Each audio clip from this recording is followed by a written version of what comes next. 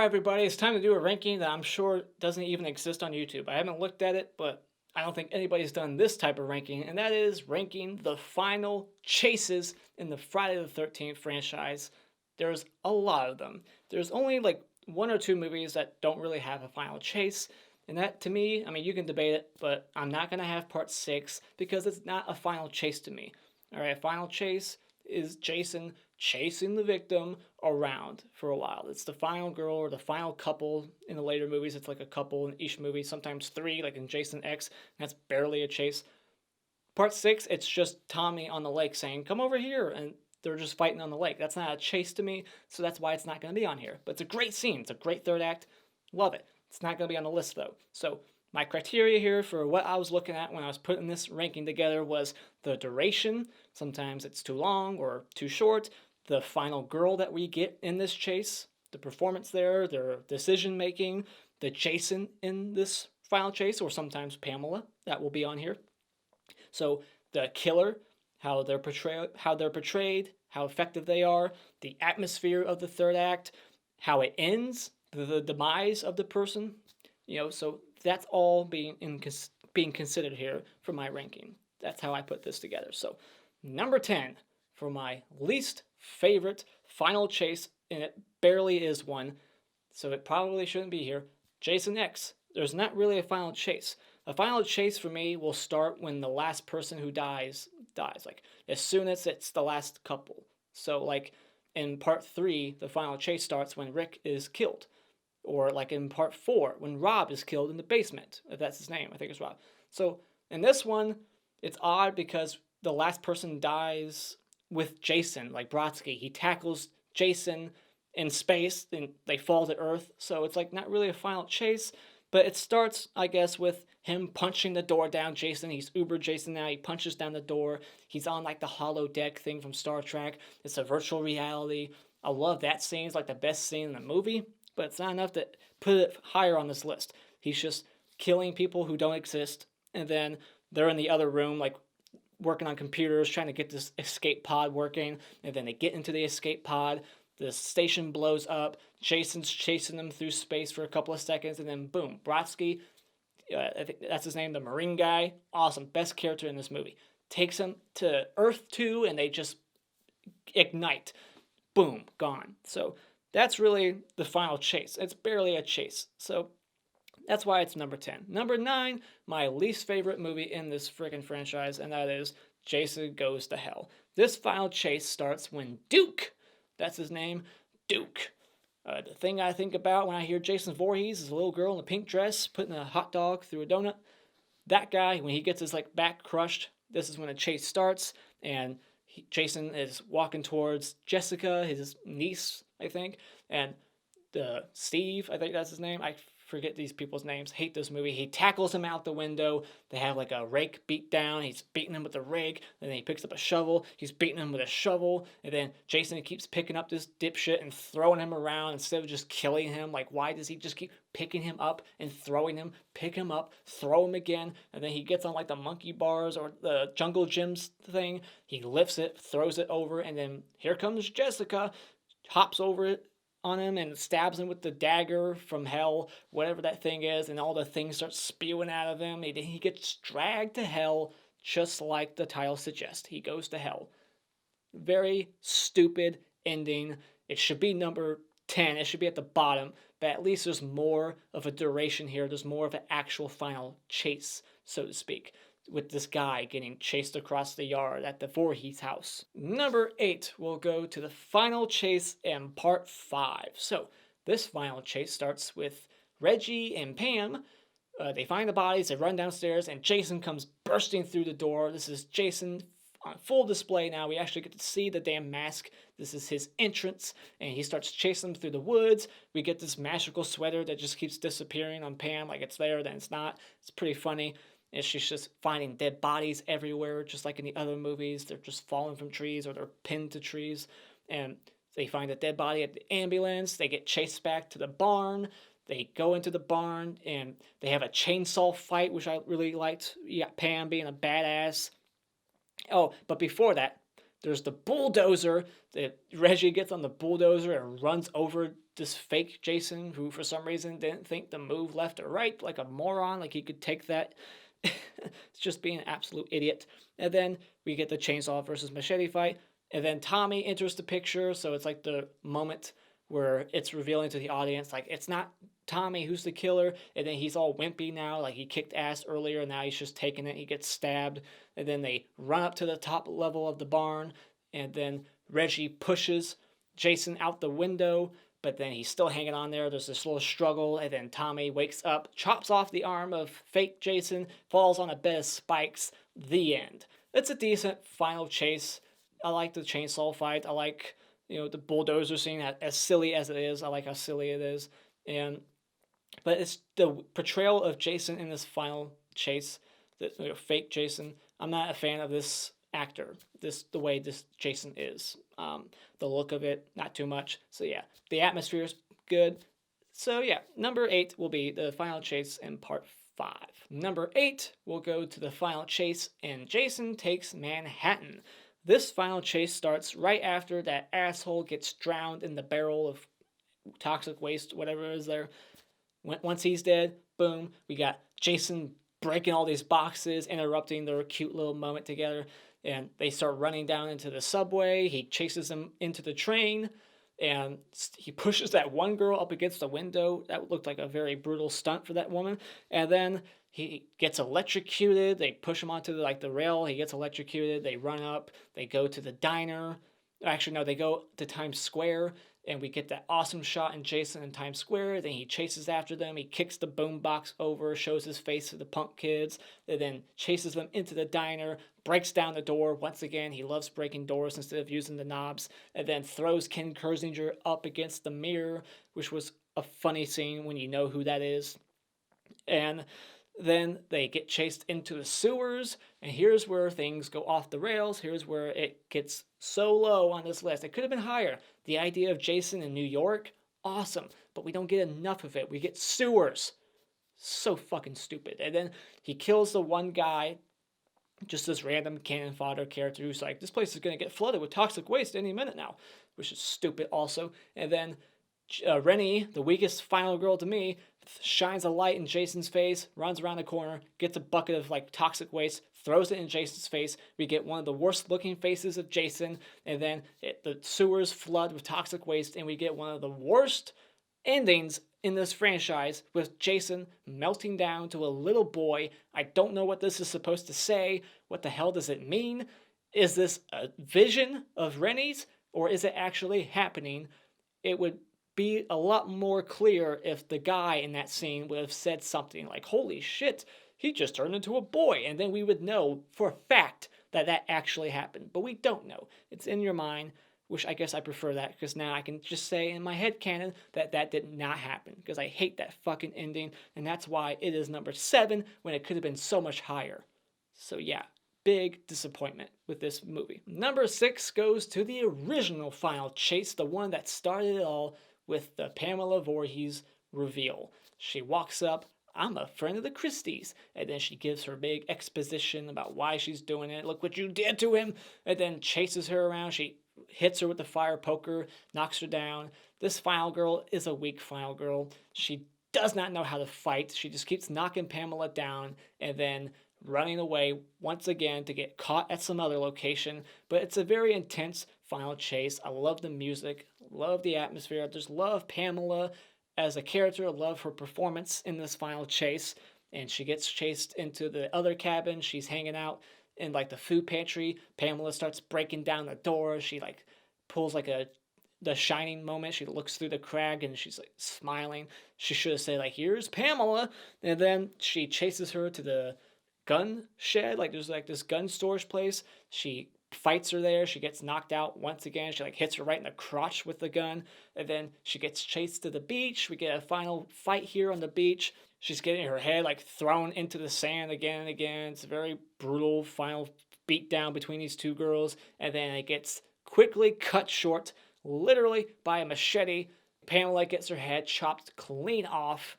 And then we get the most iconic final scare in cinema history. This is one of the most memorable final scares and that's Jason jumping out of the water. So yeah, great final chase. I really like this chase. It's not too long, it's not too short. I think it's just the right amount. So it's the final girl that brings it down. But Pamela, great final girl, good atmosphere, great score playing throughout, very intense. So number 6 is the original. Number 5 will go to the reboot. Love the way this starts. It has a shocking kill with Daniel Panabaker, gets the machete right through the chest. Great shocking kill. They get chased through the tunnels. They start a fire to buy them some time to get into the bus that's been flipped over. Jared Padalecki gets his ass kicked. The atmosphere, the Jason portrayal here is why it's above the original. Love this Jason. Love his brutality here. He makes Jared his bitch, but he doesn't finish him off for some reason. Convenient writing, I guess. And then the final girl here, Whitney, who I'm not a fan of because she's just very forgettable. She doesn't really have much screen time here. She gets chased to the farm, just like in part 5. She gets reunited with her brother. The brother gets attacked through the window. We get a classic window breaking once again, like in all these movies. There's always Jason or a body flying through the window, and we get this very cool fight between Jared and Jason. And then the final girl does a Ginny move from part 2. She's distracting Jason, like, I'm your mother. She's holding the necklace or something, like a little locket. And then Jared puts like a bear trap thing on the back of Jason. They hang him for a second. He falls down, starts kicking Jared's ass once again, and then gets thrown into the wood chipper. And the final girl has like a cheesy final line, like, this is for whatever, or like, say hi to mommy, or something stupid. I forget what it was. I think it said, say hi to mommy in hell. It's a cheesy line, but he gets stabbed right in the heart with his own machete, poetic, and then gets the back of his head mulched up by the wood chipper. But what ruins this ending is the final scare. They try to pull a part 1, but nowhere near as effective because it's so predictable. You see it coming. They, for some reason, drag his body all the way to the lake to get rid of the evidence of who was killing everybody there. What are you going to say to the cops? It's such a stupid ending. Jason jumps out of the water for one final scare, and it's so dumb. So that kind of puts a stain on this final chase. It could have been over, but no, we gotta get this stupid scare out there, so ugh. Number 5, the reboot. Number 4 will go to the final chase in part 7.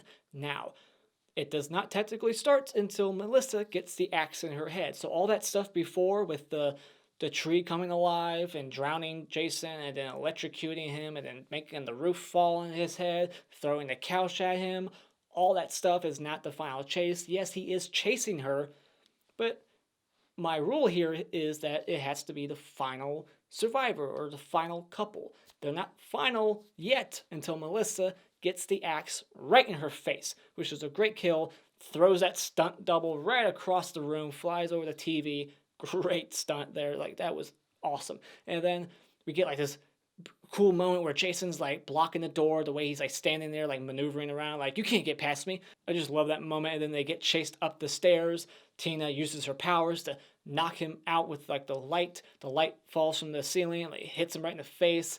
Falls down the stairs like a tree. Like, he falls over like a tree and breaks through the stairs. And then as they're trying to leave, he breaks through the wall, grabs the boyfriend, tries to crush his spine, and then we get this awesome face reveal. Another great thing about this final chase is the look of Jason, the Jason portrayal, and then the face reveal. Amazing. She uses her powers to like melt the mask onto his face, and it like cracks open, and we see his gnarly looking face. She hangs him once again, drops him in the basement. He drags her down there with her. She throws a bunch of nails at him, and then she lights his ass on fire. We get a record-breaking fire stunt here. House blows up, but it's not over yet. We get another final chase here to the dock where he is pursuing them once again. He grabs the boyfriend, throws him onto the canoe. He's knocked out cold, and he looks even more badass once he's burnt. Like, he is so goddamn good looking. I love the look of this Jason. So if you haven't seen my ranking of Jason looks, spoiler, this is my favorite look. So yeah, then we get this stupid ending here, just like in part 8. It's another dumb ending. We got the dad coming from the grave, from beyond the grave. He's out of the water, like his body's been down there for years. No one ever found his body. Bullshit. And he looks completely normal, grabs Jason and kills him for Tina. So it's like Tina didn't really kill Jason, her dad did. So that's a problem I have here. And another problem is that Tina is too strong. Like, it's not fair. So it's like she's a good final girl, but she's a little too strong. She has too much of an advantage. She's never really in peril. I don't ever feel worried that she might get killed because she's just so damn powerful to the point where you're asking, why doesn't she use her powers to just blow him up? Like, somehow do that. If you can bring people from beyond the grave, you can blow him up or lift his physical body and throw him into space. And then that's how you can make Jason X make sense. That's how it happened. Like, that would have been funny if Jason X, that's how it was written. Like, at the end of part 7, they like reshot it and they had Tina throw his ass into space, and that's how that movie started. I just thought about that. That would have been funny. Stupid, but funny. It could have been a little bit longer. They could have had her being in more danger.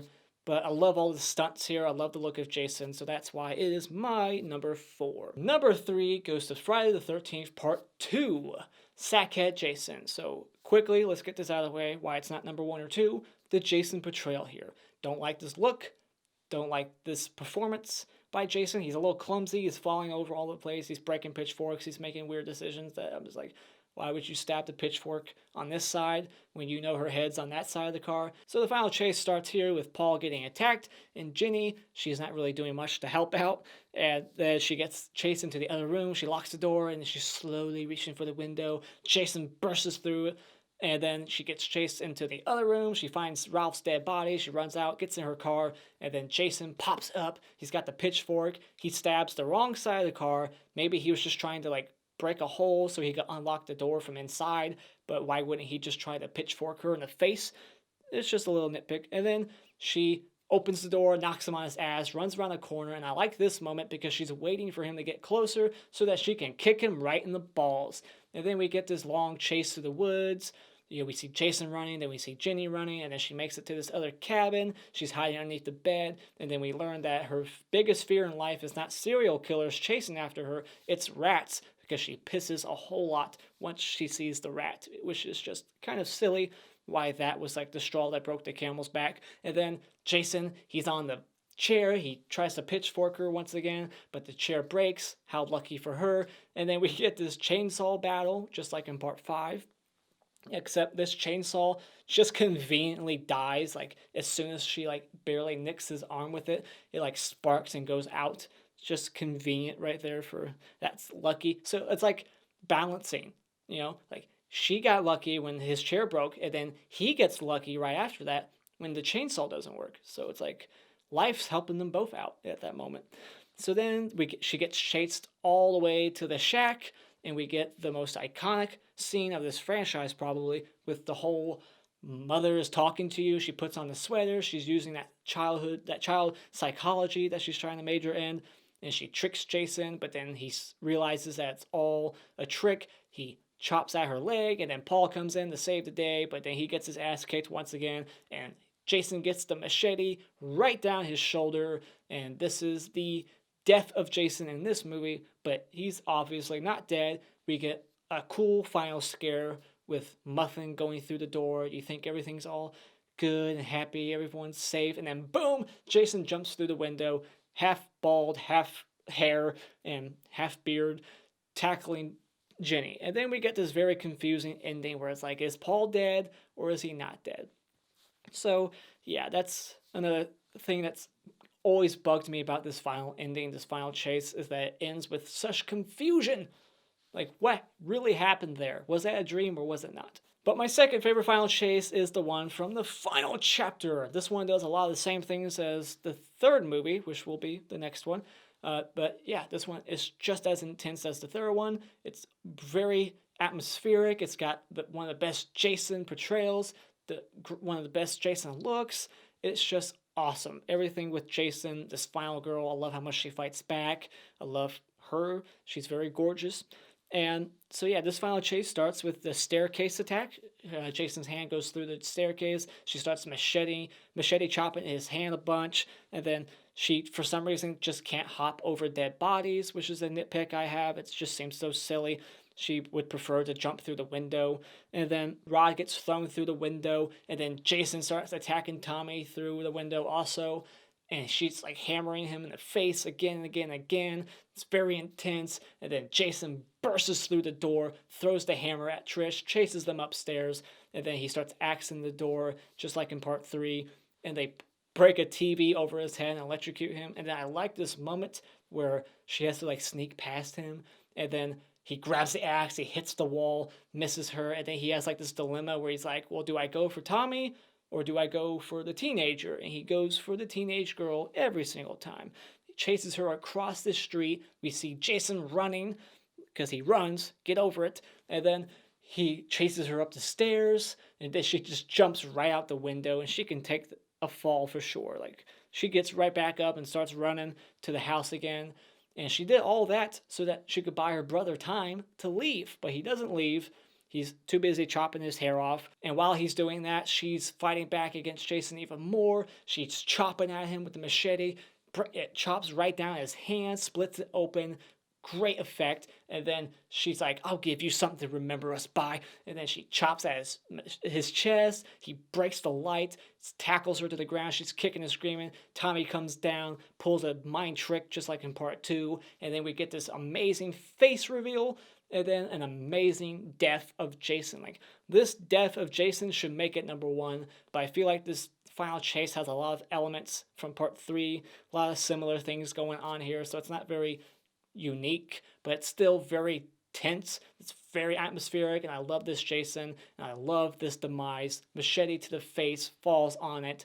It's over. Tommy goes to town on him. Die! Die! Chopping at him. What a great end to this franchise when they thought it was the end, the final chapter. This would have been a kick-ass way to end it. So the final chapter is my number 2. But my number 1 goes to Friday the 13th Part 3, 3D. I'm not a fan of this final girl. I find her to be, honestly, the weakest actress of all the final girls. You could debate me on that. But this final chase starts with Rick getting thrown through the window. So that's in every single movie. And she gets chased up the stairs. She tips over the bookshelf. All the books fall on Jason. And then she, like, does something I never noticed before. She opens up like one door to make Jason think that she went in there, but she actually goes into a different room, which I thought was kind of smart in the moment. And then she finds a dead body. She screams. She blows her cover. And then she looks through the keyhole, sees Jason charging at her with an axe. He's breaking down the door. She stabs his hand. She's like swiping the blade towards his face, trying to get him, and then she stabs him in the knee. He throws the knife at her. She tries to break out the window like Trish, and then he's like grabbing at her. She falls to the ground. She goes around the corner. She waits like Ginny in part 2 for Jason to walk by. She bangs him over the head with a fire log, and then she gets in her car, but those dipshit bikers took all the gasoline. The car breaks down the bridge. She tries to run over Jason, which was smart. I like that she actually tried to run him over. And then Jason like starts strangling her in the car. She rolls up the window. He breaks through the window with his mask, chases her to the barn, and this is when things get even more awesome. We got Jason locking down the barn like, you ain't getting out of here. He starts throwing shit around. He's like in Hulk mode, Hulk smash. He's throwing shit around, breaking things. He's pissed off. Meanwhile, Chris is like hanging on like a rafter. If she falls down on Jason's face, she hangs the bastard. Like, she hits him over the head with something, knocks him out, puts a noose around his throat, and then hangs his ass. And then we get the iconic axe mark in his face. The mark that would be in every movie for the most part from here on out. It's a great way to kill Jason off in this movie, and that's really it. There's no final. We do get a final scare with the stupid canoe dream sequence, which is stupid as hell, but yeah, what a great, intense final chase. It's the right amount of time. It's not the best final girl, but she's fine. She fights back a lot. She makes a lot of good decisions. I feel like she's very strong until the end when she loses it mentally, so she's not mentally strong, but physically, she can take on Jason. She beats his ass down. She knows how to hide. She knows how to fight back. She's very intense. So her the portrayal of Jason, and just this final fight, this final chase. It's great the way it ends until the dream sequence. Just what an amazing final chase. That's why it is my number one. What is your favorite final chase in this franchise? Let me know in the comments below. And as always, if you like what you've seen here and you want to see more, hit this like button. I really appreciate it. And become a subscriber today just by clicking on my cartoon face in about 5 seconds. And until next time, Auf Wiedersehen.